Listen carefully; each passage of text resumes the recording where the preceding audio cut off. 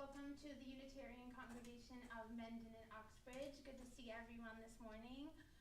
Thanks for everyone that's joining in person and anyone that's joining online as well.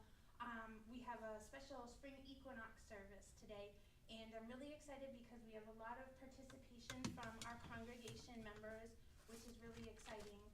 As one of the newer congregation members here, myself, it's exciting to have some of our even newer congregation members, Scott and Heather, involved this morning, as well as longtime congregation members, Peter Coppin and Deborah D'Alessandro as well. So it's going to be a nice service this morning. So I'm excited that everyone's here and ready to get going. So I will go right into our opening words, which is titled Once More by Amy Bowden Friedman. Once more, the earth has turned to the light of the sun. As we are bathed in the light of a new day, so may we greet the dawning of fresh possibility. Once more, we awaken from our slumber as our bodies rise to meet the challenges and pleasures of living. So may our hearts and minds open with promise. Once more, we gather for worship. As we join our voices in word and song, so may this assembly bring forth wholeness. Come, let us worship. And now I would like to invite up our congregation member, Heather Casano, and she will be reading the chalice lighting this morning. And you can read and I'll light. Great. Okay, this morning I'll be reading The Balance We Seek by Sharon Wiley. The hours of the day and night are in balance. In honor of earth-centered traditions that celebrate this time of year, we observe that the flaming chalice holds the elements of the four directions: earth, air, fire, water. The lamp oil for earth, the air that feeds the flame, the fire we light, and the chalice itself, the cup, the symbol of water. We light our chalice and reflect on the balance we seek in our lives, the balance we seek in our hearts, the balance we seek in our world. Thank you. Yeah. And now we will join together in our unison affirmation. And as I always say when I'm up here, when we take what's in here and we speak it out loud, that gives a great power to those words. And when we come together and we say words in unison, that magnifies that power. So please join me in our affirmation this morning. Love is the spirit of this church, and service its law. This is our great covenant, to dwell together in peace, to seek the truth in love, and to help one another.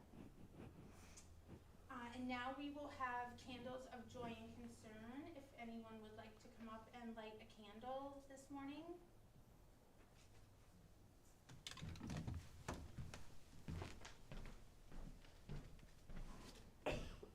This is for my sister who actually returned from Egypt. Successfully. She didn't get sold into a trade or anything like that. I'm very happy.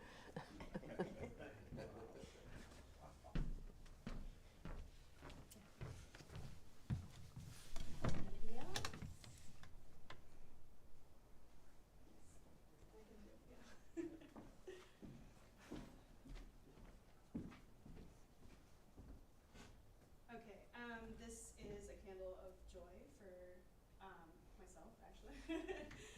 Those are the best ones. Right. I was awarded a Humanities Institute fellowship at the University of Connecticut, so next year I'll be working on my research full time. Nice. Thank you. And then a second one for my best friend who just got her first tenure track position at Eastern Kentucky University. Okay, it's coming back.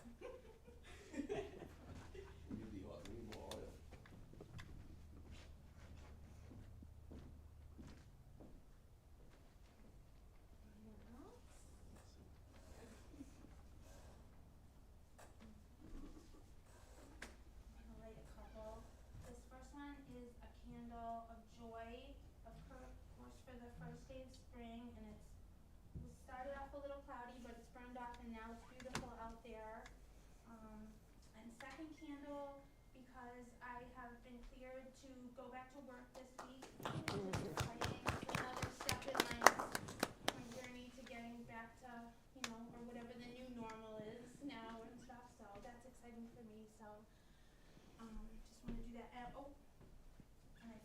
one for all the joys and concerns and sorrows that are left unsaid.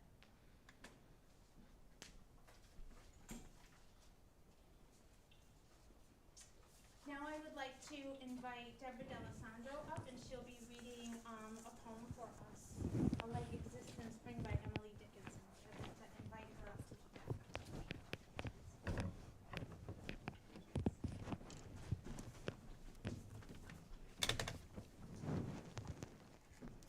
A Light Exists in Spring by Emily Dickinson. A light exists in spring, not present on the year at any other period, when March is scarcely here. A color stands abroad on solitary fields that science cannot overtake, but human nature feels. It awaits upon the lawn, it shows the furthest tree upon the furthest slope. You know, it almost speaks to you. Then, as horizons step or noons report away without the formula of sound, it passes, and we stay. A quality of loss affecting our content as trade had suddenly encroached upon a sacrament. Thank you, Deborah. You're welcome.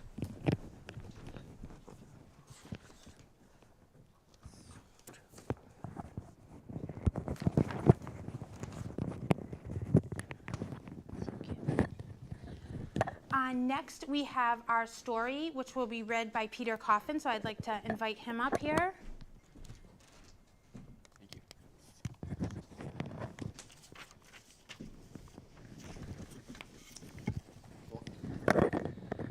Learning from Daffodils by Ruth Gibson.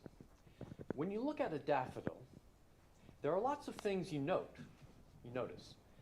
Note, you can ask and get responses. I'm not quite sure what that is, and this fits into our theme, think mindfully, so look closely at a daffodil. Almost no one ever notices the little withered brown bit at the base of the flower.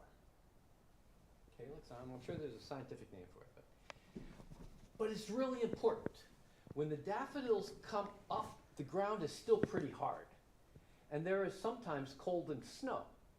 So at first the daffodils have a tough green skin that protecting their blossoms. After it gets warmer, the daffodil doesn't need this protection, and it shrills and dies, this outer layer. Often in our lives, just as for the daffodil, some part of us has to shrivel up and die so that some new part of us can grow and give beauty to the world. Oddly enough, though, the dead, shriveled up part of a daffodil doesn't fall away. There are two things we can learn from a daffodil: to help ourselves and to help each other. We can be brave and wise enough, when the right time comes, to push out from under the tough skins of our souls that protect us from all that is hard and harsh, that can damage the more fragile parts of ourselves and get rid of our winter coat. We can let some parts of ourselves die so that new parts of ourselves can live in beauty. We can hold on to the shriveled up dead bits, especially if doing so helps us remember to honor and value all parts of ourselves, all parts of our experience. Just because we don't need that part or that way of being in the world now doesn't mean that part has no value. It was very necessary to have that protection then, and very good to remember and appreciate it now. Thank you, Peter.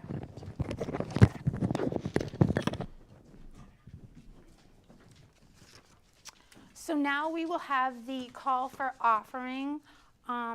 Again, people's contributions, donations help us do what we do here, come together every week, keep the lights on, and work on building community here. So we thank everyone. I'll think of how Patricia says it, that gives of their time, talent, and treasure.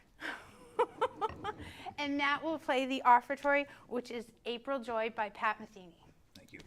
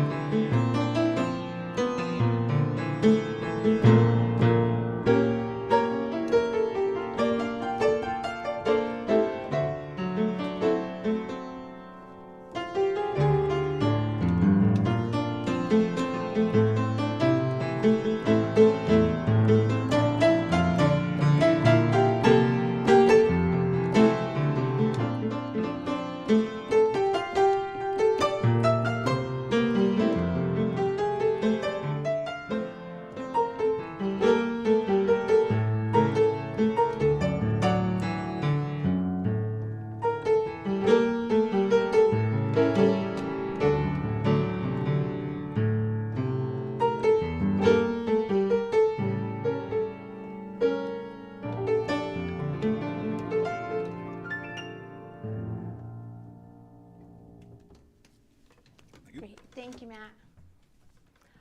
I'd like to invite everyone to join in our responsive reading at this time.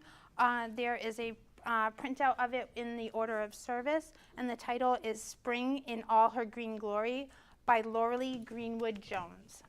So I'll read the regular lines, and then we'll read the bold italicized lines together. Quick, look about you. The snows of winter are gone, and the earth has awoken once more. Hail the spring in all her green glory. The brave small flowers push up from the warming soil. Birds return from their southerly homes. The first buds appear on the trees. Our days are full of the songs of the feathered ones. Our nights grow warmer as the sun strengthens. Warm air caresses us, filled with the scent of fresh earth and 1,000 blooming flowers. We shrug off the inactivity of colder days and move briskly through the delightful days. Birth and rebirth, new life from seeming death, the promise of old coming true once again. The sleeping seeds awaken, the sap rises, everything is renewed. What was once laid in stillness now bursts forth in riotous activity. Frozen dreams blossom. Within us and around us, new life is blossoming. Within us and around us, the promise of spring has come. Amen and blessed be. So today's sermon, I guess, or the part that would normally be the sermon, I've written a piece called New Beginnings. As a lot of people here know, I come from a pagan background, so the turning of the seasons and stuff is something that I feel deeply connected to, so it's a great privilege to participate in these services here. So this is called New Beginnings. The cycle of the sun carries us into spring again. On Sunday, March 20th, 2022, the Northern Hemisphere will welcome spring with the arrival of the vernal equinox at 11:33 a.m. Eastern. So we'll be here, we'll be enjoying it together. The wheel of the year is a teacher offering the same lesson every year, that of birth, growth, increase, and the culmination followed by harvest, decrease, and death. As we journey through the years, we learn this lesson in different ways and in increasing depth. But it is ever present as we travel around and around the unceasing circle. Vernal, meaning of the spring, new and fresh. An equinox derived from the Latin equus, meaning equal, and nox, meaning night. On the vernal equinox, we experience a balance of the day and the night. Equal amounts of light and dark on the same day. Essentially, the hours of daylight, the period of time each day between sunrise and sunset, have been growing slightly longer each day since the winter solstice in December, which is the shortest day of the year in terms of light experienced. Even after 3 months of lengthening days, we still see less light than darkness over the course of a day. The vernal equinox marks the turning point when daylight begins to take over the darkness and the North Pole begins to lean towards the sun again. This is the time of year when we begin to experience more life force and creative energy within our minds and bodies. So what does that mean? As the darkness diminishes and the light increases, you may feel a building of imaginative and creative energy, perhaps a lifting of the fog and a dropping of the sleepy blanket that you have been curled up in for the past few months of winter.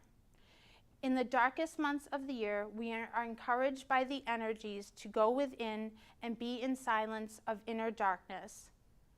Where we go wrong is fearing that our inner world has gone dark and that the light will not return.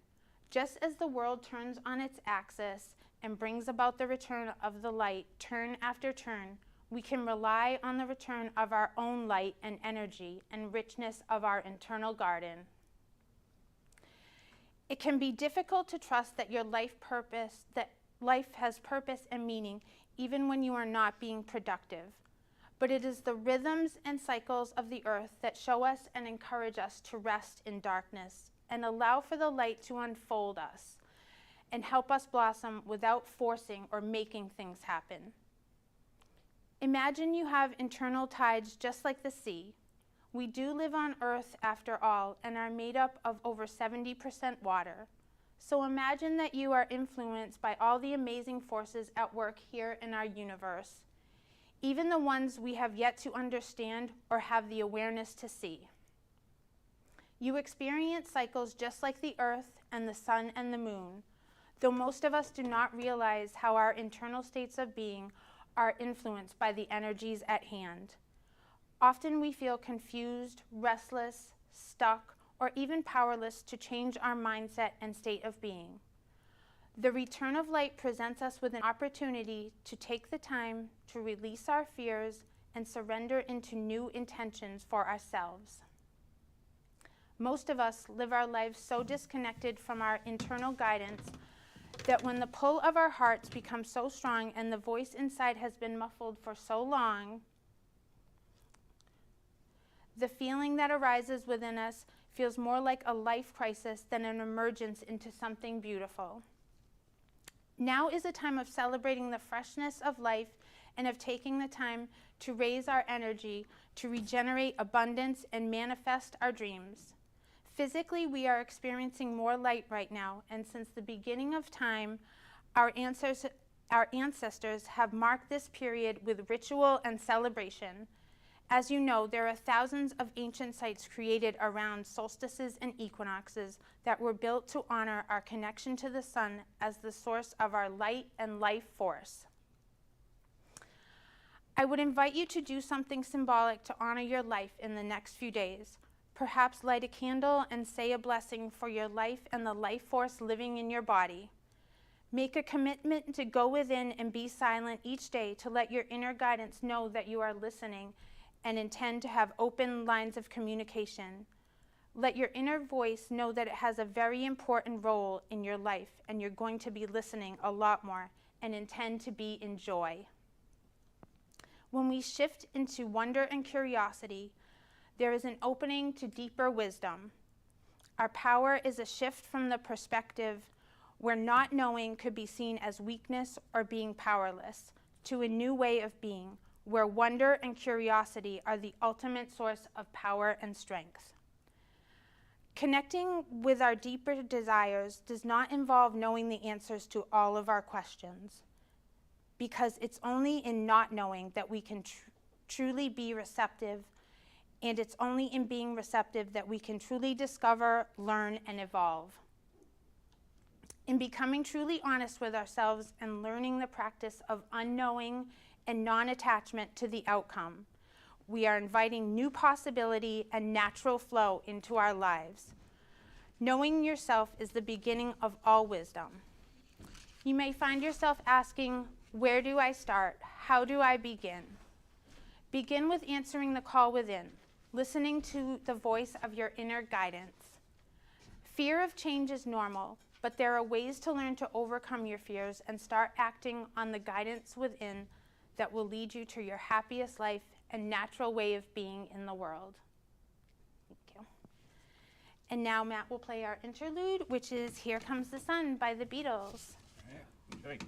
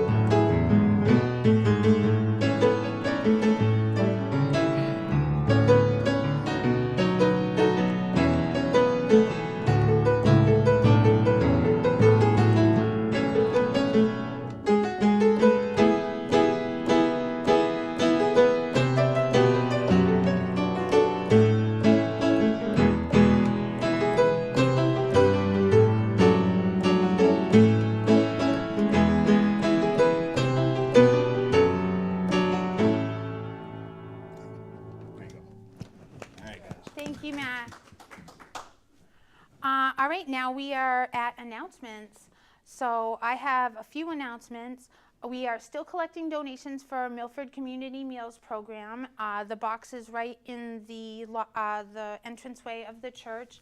I think we're letting people leave stuff outside and then we'll bring it in, or something like that, or you can always try calling or emailing the church. But we're still collecting for that. Also, the Joseph Emerson Alliance will be meeting tomorrow afternoon, 1 p.m. right here. Myself and Shirley Barnes will be hosting, providing the refreshments, so that'll be fun. I'm excited for that. The Hopedale Unitarian Parish is having a peace vigil for Ukraine this afternoon at 3 p.m. Reverend Patricia will be speaking at that, and we will be having a peace vigil for Ukraine here. That is on Friday, April 8th at 6 p.m. So that's what I have for announcements. Anybody else have anything coming up? I believe is Mendon Society meeting today after church? Okay, that's happening today also, meeting of the Mendon Society. Anybody else? All right. The board voted to purchase some teal hymnals. Oh, yes, yep. And we're going to be offering the opportunity, if you want to memorialize it to someone or to give a nameplate, and we'll come up with the details. It won't be that much, but we're going to get some new hymnals. Perfect. At this time, I would like to invite our congregation member, Scott Delisle, up, and he will be reading our chalice extinguishing and also leading us in serenity prayer. So come on up, Scott. I'll give you this. I'll let you get in there. There we go. So for the reading for Extinguishing the Chalice, we're reading A Blessing of Darkness and Light by Amy Zucker Morgenstern. Blessed is the dark in which our dreams stir and are revealed. Blessed is the dark of earth, where seeds come to life. Blessed are the depths of the ocean where no light shimmers, the womb of all earthly life. Blessed is the light into which we awake, the light that sparkles on the waters, that calls the tree forth from the seed and calls the shadow forth from the tree. Blessed are we as we move through darkness and through light. And now we will read the Serenity Prayer together, as is our custom. God, grant us the serenity to accept the things we cannot change, the courage to change the things we can, and the wisdom to know the difference.